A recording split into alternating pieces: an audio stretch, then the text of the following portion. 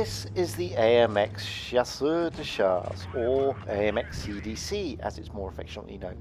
This is a French Tier 8 premium tank and it's currently on discounted sale for Black Friday.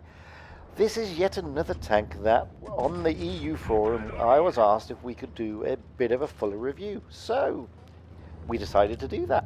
And I've had a little bit more help from my friend Harrier77 of the NX6 clan to get some replays up and running so we can see what this tank is all about and the reasons why you should or shouldn't purchase it.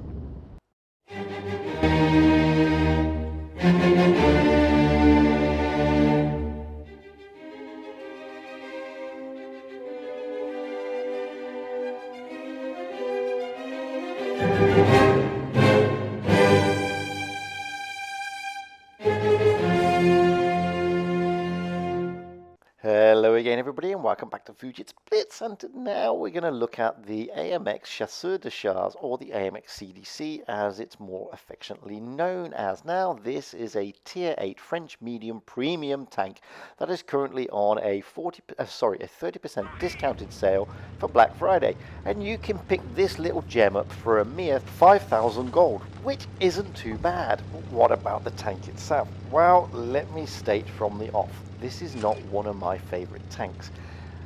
Why? Well, it has absolutely nothing to do with the tank. It has everything to do with me. Because this tank, along with the Dracyolo, are two tanks I just don't particularly like.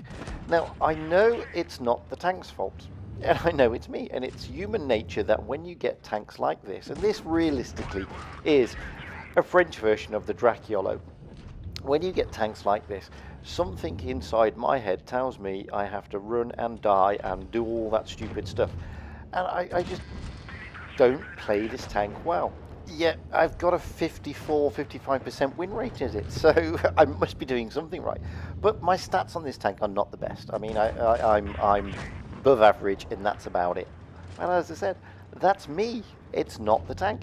And you'll tend to find this a lot with tanks like the AMX CDC and the Dracyolo. That they're not bad tanks. It's the players who don't know how to play them that well. And we criticize the tanks, and it's wrong to do so. Anyway, moving back to the AMX CDC, or the French Dracyolo. It's actually a good tank. It's got a great, absolutely amazing turn of speed. It's got a really good reload. Okay, its damage is pretty low for this tier, but it's got good penetration. And the main disadvantage this tank has is its armor. It's pretty thin. Most things will pen you. The armor profile on this isn't the best. So it's like the Dracyolo in that respect. You can't take this tank and go running around the battlefield madder than a bag of badgers. You just can't do that, because you will get wasted, literally. So you've got to play it like a true spotting medium. The idea is use the speed to spot, use it to support, plug the gaps where you can, be second line realistically, and then do the mopping up at the end, pretty much like what I'm trying to do here. In this game, I ran up the hill to try and spot everybody. Okay, I got into a bit of strife. I then supported. Now I'm coming back and I'm trying to mop up these two. Now we've got an IS-5 here. What can we do? We can waste him, of course. Drop on him. He's gone. Now we've got the Tiger P. He's on 16 hit points. He's gone. But I've got an IS-3. We can get up there and we can give him a bit of a pain in the neck. So this is how you play the CDC. And I'm not saying that this game is anything spectacular. Like I said, I'm not a particularly good player in this tank, but we're doing what we're meant to do. We're meant to be spotting, we're meant to be supporting, and we're meant to be cleaning up. And that's what we did. And we did it quite successfully. We win the game. We get a third class. We only do 1600 damage, which isn't bad. We get a nice amount of credits, and we're the third top tank. Now, this is my friend Harrier77 of NX6, a regular contributor to my channel, who has assisted me in pulling together these videos for Black Friday. And he's rolling out here in the AMX CDC as well. Now, like I said, it's got a great turn of speed. So when you're in Supremacy, getting to those bases is really, really simple in this tank. And this is what you're meant to do. You're meant to use the speed as much as possible. Now, Harrier 77 has got a camo net on it here. I've never tried it with the camo net, to be fair. So, he's capped the base, and now he's going to try and help out where he can, try and spot up, try and get some shots in, try and use his speed as an advantage. Okay, he gets a bit of a shot in there, but he's completely ignoring the KV-4. He's on a spotting mission. There's an RU-251, bit AFK, and this is what you can do with this tank. Bit of a bad miss, but it happens. And this is what you can do with this tank. You can use its speed to be mobile enough around the battlefield to spot where you can and to support and plug gaps where necessary. It will bounce shots, don't get me wrong. I mean, it's not the best at bouncing. It is pretty paper thin. It's got a fantastic reload, as you can see here. I mean, you're doing, what, a 5-second reload, and you're knocking out decent amounts of damage, even at tier 8. I mean, these are tier 8 games. It's a tier 8 tank, and it can hold its own if you play it correctly.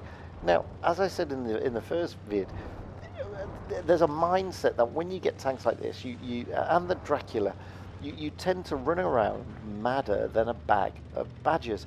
And that's not how you're meant to play these tanks.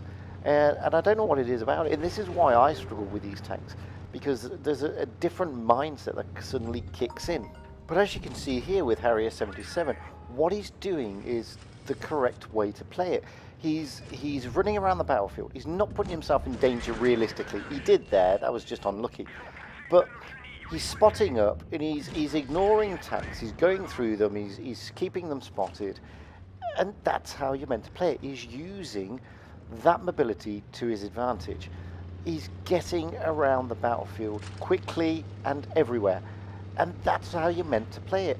He's not jumping in front line like you see a lot of Dracyolos do, etc., etc. What he's doing is what you should be doing in one of these tanks. Use it to the maximum effect. Now he's already capped C, he's now capping A. He may have a shot on the IS-2, or can he? Yes, he can. He's got 3 kills, and he's torn up the battlefield, and he's put in a really good show with this tank. And as you can see here, like I did in the last game, he's not putting it in harm's way. He's nurturing it like you're meant to do. He knows its vulnerabilities. He knows that he can get wasted, and he uses it when he needs to use it. 4 kills, just shy of 2,000 damage, bounces 640, takes 2 bases, gets a well-deserved second class, and a shed load of credits, which is the other thing about this tank. It is a good credit earner. Okay, he's not the top tank, but it doesn't matter. It's how you play it. And, you know, thanks to Harrier 77 for sending that clip in, because it goes to show how you really can play the AMX CDC. And this is me rolling out again in the last game, I think, this one. It's Faust, it's Supremacy, I'm in the CDC, I'm going to cap D. Normally you can get a C across, there's a Tiger P. I don't get a bounce, but he gets a really bad penetration on me there. Hardly any damage, don't know what he used. May have been a HE. Poor choice if it was. So I've put a couple of shots into him. I fired, got some damage, got 220. He's taken, what, next to nothing out of me, realistically. So now we're going to roll around the battlefield and see what we can do. I'm not going to put this tank in harm's way, guys. I'm going to try and spot. I'm going to try and plug gaps. As you can see, they're all realistically around the C cap. So we know where they are. Knowing where the tanks are is, you know, half the battle. Now it allows me to locate somewhere else and try and put some shots in. Can I get on? Oh, that was poor aim by Fujit there on the JPEG. On the JP, not to worry, he's going to... Oh, he just manages to get into cover. I can't get the IS-5. They're now capping B. I don't want to go straight to B, because that would be a nightmare.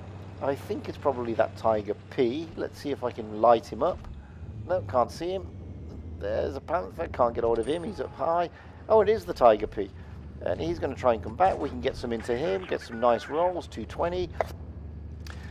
He's going to keep going around the corner. We'll get another 240 into him. Now he's a one-shot, pretty much a one-shot if we're lucky. Oh, I hit the train, but I'm capping. Miss him completely. That was bad play by me. Can we get him now? Should we have to get one into the engine? Oh, we do, but he's not a one shot. He's got 3 hit points left. How annoying is that? Get up high, take him out. So, now we're going to take the B cap, see what we can do. I mean, we've lost 1 tank, they've lost 2. They're up on caps, but we're taking B back from them. Oh, there's a Panther too. He's going to try and give some damage to me. Get behind this. And you can use, you know, the Panther 2. I don't know why he went that way. He's turned himself away from me, which allows me to get shots into him. I mean, maybe he's trying to escape. I don't know. But, you know, I presented with the opportunity, and I took it. Now I can see a Louver is on minor hit points. The IS-5 is going to be a pain. They've got 2 tanks left. They've got the Louver and they've got the AMX. Let's try and help out with the IS-5. Sorry, take one into the back. Nice roll, 240. He's gone. Now we've got 700 left, and we got a tricky tank left. He's probably fully reloaded with his auto loader. He's on 500. Knock one into him. 220. Can we get another one in? Yes, we can. We win. He's going to get one more. Let's run. Oh, he just beat me on the reload. So we do just over 2,000 damage. We bounced 220. We took 2 caps. We did quite a bit of spotting. And we also get a well-deserved 2nd class. And this is how I think this tank should be played realistically. It should be played as a proper med. You shouldn't be sticking it on the front line. You should be spotting up, retreating, supporting, plugging gaps, and taking those opportunistic kills. In a supremacy game, it's pretty straightforward, guys. As I say all the time, I am certainly not the best player in the AMX CDC. It's a tank I do struggle in, although I have got a pretty high win rate in it. But it's a tank that I just don't get to grips with because of my mindset more than anything else. As I said earlier, it's not the tank. It's definitely not the tank. It's definitely me. It's a good tank. In fact, it's a really good tank in the right hands. Those hands necessarily are not mine, however. I mean, I do enjoy going out in this tank every now and then if I can get my mindset round to it of not YOLOing everywhere. But it's pretty difficult because all of a sudden I've got a tank with a great turn of speed and I think, well, hey, I can run like a major crazy man. But that's the AMX CDC. I hope that's been enlightening. I hope it's been informative. I hope it's assisted. I can't stress enough, I'm certainly not the best player in this tank. Far from it. It's a tank I do struggle in. There are so many better players out there than me. By all means, if you think I'm wrong, I'm not saying I'm right, drop me a line, make a comment, send us your replays at fujitsblitz@gmail.com. I'd love to hear from you and see your replays and see how you play these tanks, because you'll probably play them much better than I ever do, which is more than probably. As I said, this is a subscriber request video. It was requested by, I think, Major Easy of BTSV, or it could have been Colemane595. I apologise if I got both of that wrong, but hey, I know there was a request out there somewhere. And I know that some of my clan also requested a look at it. I hope I've done it a bit of justice. I hope I've enlightened a few people on how the AMX CDC works.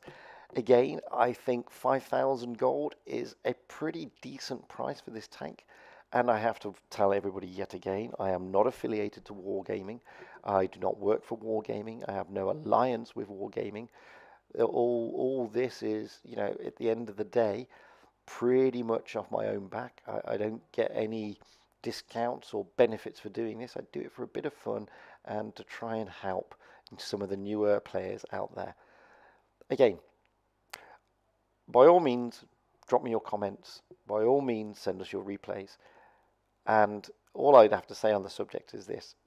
I enjoy doing these videos. I'm not saying I'm right. I'm not saying I'm wrong. I always want to hear from the other players, especially those who play the game a lot better than I do. And until then, guys, stay safe, have fun, and happy tanking. Because that's what it's all about. Having fun and being happy. Hey, I've been Fujit and you've been great. I really hope you enjoyed watching this video as much as I enjoyed making it. And I'd love if you would press subscribe. Who knows, we can do some more. By all means, drop me comments, tell me what can be improved and tell me what you'd like to see. I really love to know. Anyway, until the next time guys, happy tanking.